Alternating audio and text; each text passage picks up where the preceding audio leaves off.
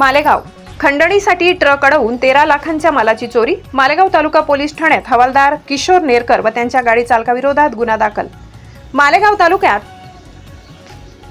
एक धक्कादायक घटना उघडकीस आली असून मालेगाव तालुका पोलीस ठाण्यात कार्यरत असलेल्या पोलीस हवालदारानेच खंडणीसाठी ट्रक अडवून 13 लाख रुपयांच्या मालाची चोरी केल्याचा प्रकार समोर आलाय।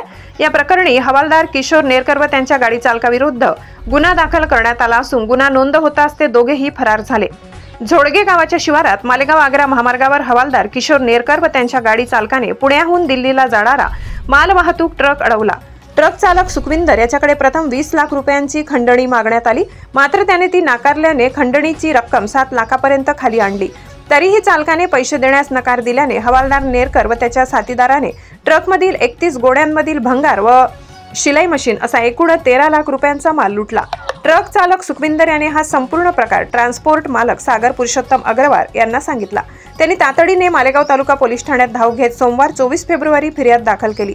पोलिसांनी हवालदार किशोर नेरकर व त्यांच्या गाडी चालकाविरुद्ध भारतीय न्याय दंड संहितेचे कलम 303(2), 308(2), 316(5) अन्वये गुन्हा दाखल केलाय। पोलीस अधीक्षक विक्रम देशमाने, पोलीस उपअधीक्षक अनिकेत भारती, डीवायएसपी नितीन गणापुरे आणि पोलीस निरीक्षक घनश्याम बडप यांच्या मार्गदर्शनाखाली पोलीस उपनिरीक्षक युवराज चव्हाण या प्रकरणाचा तपास करत आहे।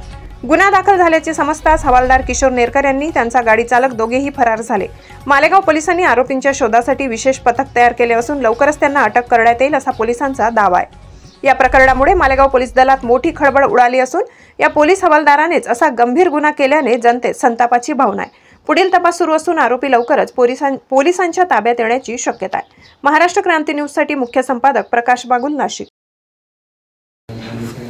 दिनांक 11/2/2025 रोजी इसम नामे सागर पुरुषोत्तम अग्रवाल हे त्यांच्या ट्रान्सपोर्ट कंपनीचं स्क्रॅप आणि शिलाई मशीन असं स्क्रॅप पुण्यावरून दिल्ली येथे घेऊन जात असताना मालेगाव तालुका पोलीस स्टेशन हद्दीत कर्मचारी पोलीस हवालदार श्री नेरकर आणि त्यांचा एक चालक नावगाव माहीत नाही यांनी सदर ट्रक अडवून सदर ट्रक सोडण्याच्या बदल्यात सदर ट्रक चालक आणि मालक यांच्याकडे 20 लाख रुपयाची खंडणी मागितली।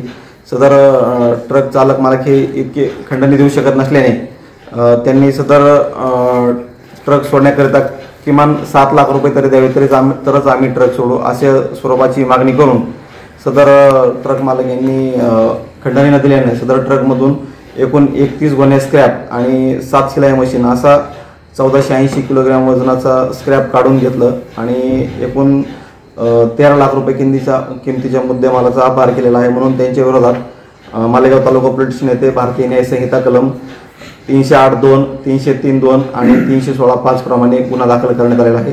सदर गुन्ह्याचा तपास वरिष्ठांच्या मार्गदर्शनाखाली आम्ही स्वतः करत आहोत। सदर आरोपी सध्या फरार असून त्याचा शोध घेऊन त्याला अटक करण्याची कारवाई करत आहोत।